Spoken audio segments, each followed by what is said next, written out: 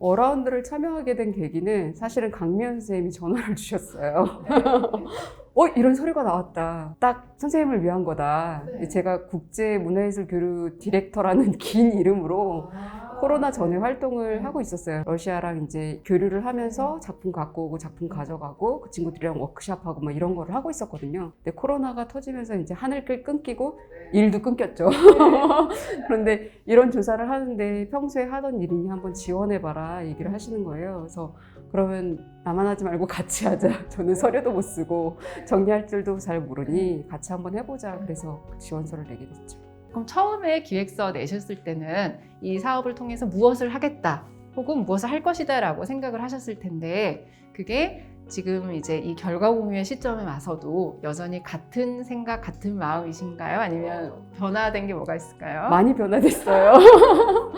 처음에 서류를 낼 때는 포부가 너무 크고 막 이것저것 다 알아보고 싶은 욕심이 있었던 것 같아요. 실질적으로 이게 얼마나 어려운지를 잘 모르니까. 근데 진행하다 보니까 저한테도 도움이 되지만 이 자료를 어느 한 분이라도 보신다면 연극하시는 분에게 조금이라도 도움이 될 수 있는 자료를 세세하게 조금 축소시켜서 조금 더 깊게 가져가는 게 좋지 않았을까. 그래서 저한테 지금 조금 아쉬운 점으로 남는 거는 그 워크숍 들은 거를 조금 더 잘 좀 정리를 해서 공유할 수 있게 만드는 그 포인트만 가져갔어도 좋았겠다라는 생각이 지금은 듭니다. 비대면으로 수업도 하고 조사도 한다고 하는 게 저한테 크게 와닿았어요. 예.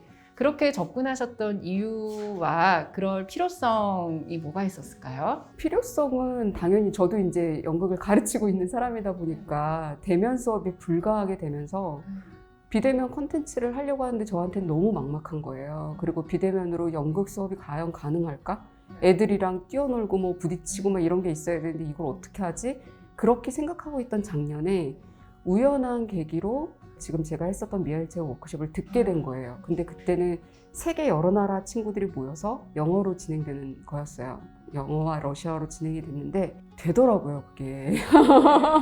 되더라고요. 그래서 흥미로운데 어떻게 이걸 하지? 근데 한 번 듣고는 사실 잘 모르겠었고 이번 기회를 통해서 한 번 더 들어보자. 그리고 이런 콘텐츠가 분명히 더 있을 거야.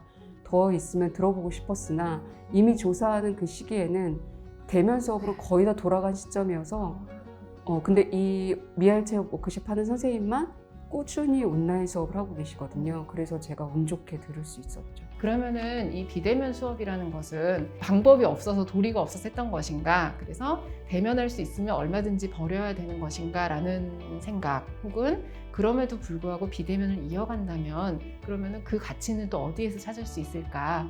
비대면은 저는 사실 선택의 폭을 넓혀줬다고 생각하거든요. 비대면 수업 자체가. 처음에는 당연히 대체제라고 생각을 했어요. 대면이 되면 비대면은 사라질 거야. 그런데 비대면이 갖고 있는 장점들이 너무나 많고 부족한 부분이 분명히 있지만 같이 이제는 대면 수업과 비대면 수업이 병행해서 가면서 학습자들에게나 선생님들에게나 선택의 폭을 두 개로 조금 넓혀줬다고 저는 그렇게 생각이 들었어요. 이 조사를 끝내고 나서는. 장점과 단점에 대해서 이번에도 조사를 했지만 물리적 유동성이라던가 아니면 선택의 폭 같은 거 뭐 분명히 비대면에서 할 수 있는 좋은 점들이 많거든요.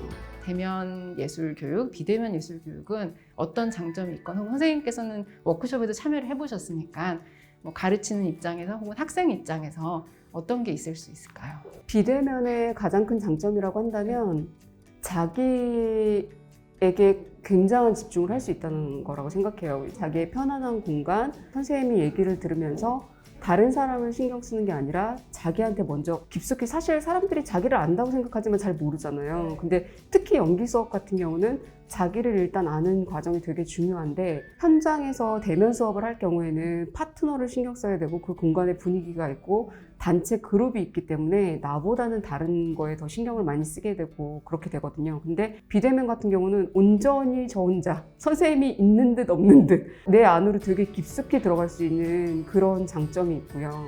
대면 같은 경우는 사람들과의 교류죠. 비대면에서는 되지 않는 쌍방향의 교류가 가능하고 세밀한 어떤 이런 것들이 주는 에너지가 있거든요. 비대면에는 그게 없죠. 그런데 대면에서는 세밀한 에너지를 느끼면서 그게 또 이제 내 안에 있는 내면 에너지를 끌어내고 그 그룹 안에 있는 에너지를 또 이끌어주기 때문에 그런 장점, 저는 그거를 가장 큰 장점이라고 꼽고 싶어요.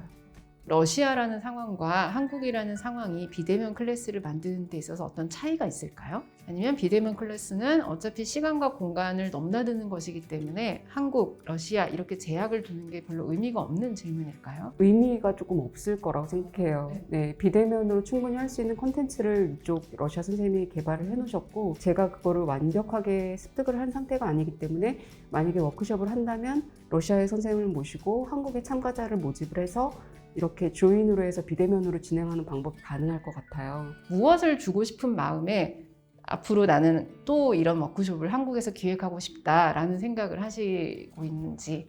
예술의 본질은 사람이고 나를 아는 것부터 시작을 한다고 생각을 하는데 저에게는 이 미알체어 워크숍이 깨닫게 해주는 그런 시간이었거든요. 그 선생님께서 해주신 말씀 중에 가장 인상 깊었던 게 메소드는 창조적인 에너지를 네 안에 있는 네가 모르는 에너지를 깨워주는 거다. 잘했는지 잘못했는지 이게 틀렸나 생각하지 말아라. 끝나고 나서 아주 작은 성공이라도 네가 한 성공에 대해서 네가 제일 먼저 네 스스로한테 칭찬해줘라. 그런 얘기들이 저한테는 사실 예술 수업이 아니라 예술은 사실 삶이잖아요. 저는 삶이라고 생각해요. 근데 그 격려처럼 저한테 다가왔어요. 너의 작은 성공을 칭찬해줘. 네가 다른 사람보다 먼저. 그리고 뭘 더 잘할 수 있는지 그 다음에 생각해. 왜 이렇게 했지? 그런 얘기할 필요 없어. 그리고 네가 틀렸다고 생각하지만 틀린 건 없어. 너만 그렇게 생각했어? 그건 너의 유니크함이야. 너니까 그렇게 생각할 수 있었던 거야. 그리고 유니크함은 창조의 시작이야. 창조의 시작이라는 건 예술이라는 소리잖아요.